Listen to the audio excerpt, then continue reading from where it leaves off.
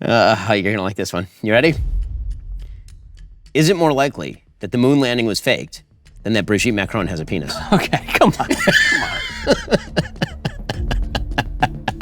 Who can I not offend? Just gonna Read the question again. Okay. Is it more likely that the moon landing was faked than that Brigitte Macron has a penis? I don't know my answer to this. Okay. Oh, you got it. Yeah. You got it. Yeah. We went to the moon.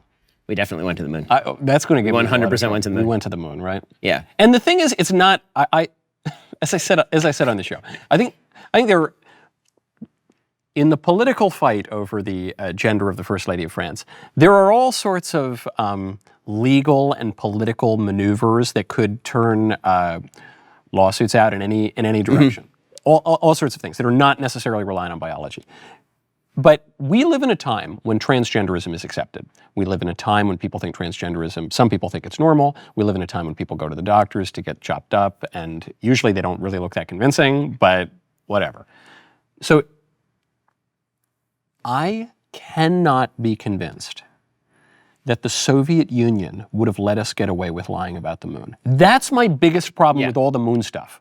Why, if it were all fake, and it were so obviously fake that anyone in his dorm room can figure it out, why would the Soviet Union let us get away with it? I mean, that's a great question. Also questions would be like, we went back there multiple times. Yeah, and then golfed, right? Right.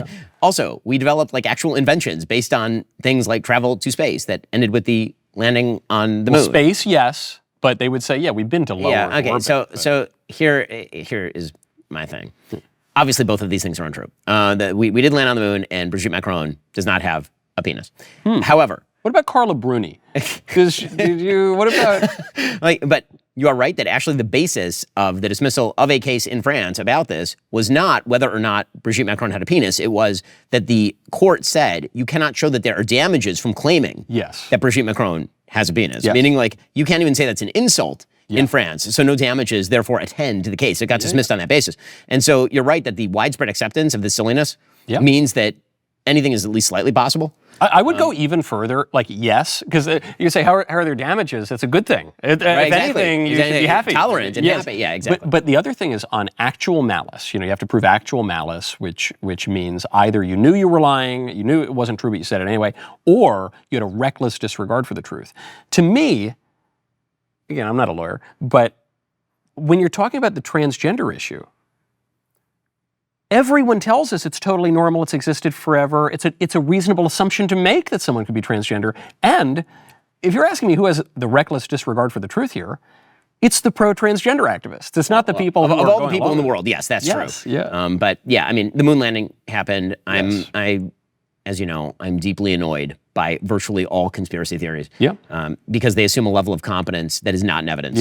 I think are there any you buy into? I mean, I sort of buy into the Justin Trudeau is Fidel Castro's kid. Do you? Yeah. I mean, like, I'm joking. Depends on it depends on the picture you look at, right? Because some he's a dead ringer, right? Exactly. And the mom was like buddies with Castro, and was traveling in that area at the time, and was kind of known for knocking boots, but But in general, that kind of conspiracy theory is more plausible to me because it does not actually, it involves a personal relationship, not an actual gigantic conspiracy that to accomplish a thing. Right, exactly. So if you're talking about like conspiracy between two people, that's a lot more plausible to me than every single person at NASA was complicit in the shooting on a soundstage, and everybody in PR, everybody at the Pentagon, everybody in the White House, all the media, they were all complicit in this gigantic. Have you seen how any of these institutions work? They're filled with humans, and humans are stupid and venal and bad at things. And like, I'm astonished that it would take more brain power to come up with the conspiracy about a moon landing than it would brain power to actually put a man on the moon. Yeah, I noticed something. I was totally opposed to all conspiracy theories. And then I got into some of them. I at least enjoy entertaining them. It's kind of an intellectual exercise. And they're kind of fun to go down. And then I got into them a little bit. And then I came out of them a little bit more. And the determining factor from stage 2 to stage 3 was when I was not in politics, I I thought, whatever, everything the government tells me is true. Then I got a little bit into politics. I thought it's all a grand conspiracy. And then I got pretty into politics, where I am spending a lot of time in the halls of power and seeing with the players. And I realized they are human beings. Yeah, it's Veep. It's not House of Cards. It's definitely it's 99% Veep and then 1% people thinking they're in House of Cards. I think it's exactly right. I think it's exactly right. And the other thing that I think, the reason I went from like mildly amused by it to annoyed is that I do think that a lot of these theories are enervating and actually are driving negativity about the country. Meaning, I don't think that the moon landing stuff is just like, oh, it's fun to speculate about whether there's a moon landing. Who cares whether there was really a moon? It was more like America was never awesome. America wouldn't have been capable of that. Yeah. You know, and it's kind of a rip on America, which I think sucks. Yeah. Like, America kicks ass. We did put a man on the moon. We beat the Soviets there. We took down their entire empire. Like, we are awesome. And can you please stop trying to? And I feel like every conspiracy theory, not actual conspiracies where there's actual evidence of people in a room doing a thing, like Anthony Fauci and Jay Bhattacharya or something. There are false flag attacks. That's real. Yes. There are actual like government operatives like Fauci who like conspire to cover up crimes and cover up at least incompetence, Russiagate.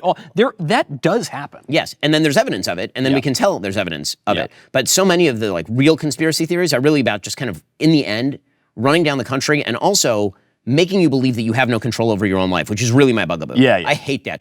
I really hate it. Like, to me, the fundamental basis of Judaism and Christianity is if your life is screwed up, there's like a 95% shot that it was probably you.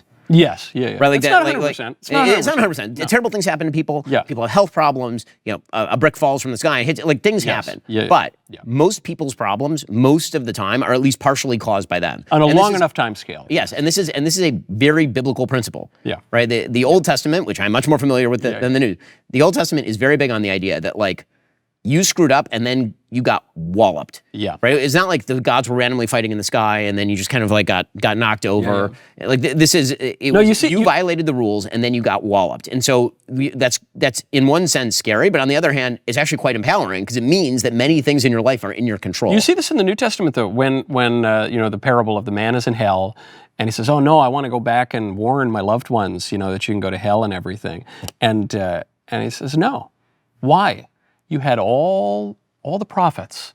You had I told you so many times. Like you think one more, no, but one more time, I'm going to go try to, that's not going to do it, man. You. And this is the thing about these people in their basements doing the conspiracy. Is your life better because you're doing this? Like, really, this is the thing. Is your life better because you're sitting in a basement theorizing about a shadowy cabal who's running your life? It would be if they could uncover, if the premise were true, if they could uncover the truth, if they could act upon the truth. Right, then fix it. Yeah, of course. Then in principle would be. But does that happen? Right, it's never. Do any of those things happen? No, they don't.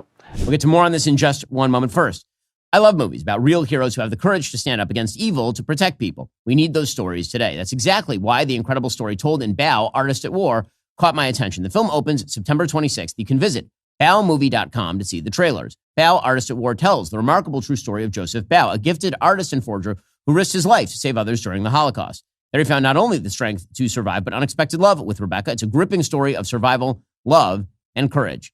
It is incredibly moving. It's exciting. It's pretty harrowing. It's not just another Holocaust story. It's a film about how art and love can save lives literally and spiritually. Joseph Bao was a prisoner in a Nazi concentration camp. He forged documents to help others escape. But he was also a poet, an animator, and a romantic. His story, his love, and his resilience, it's like something out of fiction, but it happens to be real. If you love Schindler's List or Jojo Rabbit, films that show not just what was lost, but what was fought for, you need to see Bao. Bao, Artist at War, opens only in theaters for a limited run beginning September 26th. Go to baomovie.com to watch the trailer, read about Joseph's real-life journey, and find showtimes near you. Your turn, I think. I'm up. Did you have a pleasant experience on Surrounded? There are also I could think of 5 different ways that you can answer.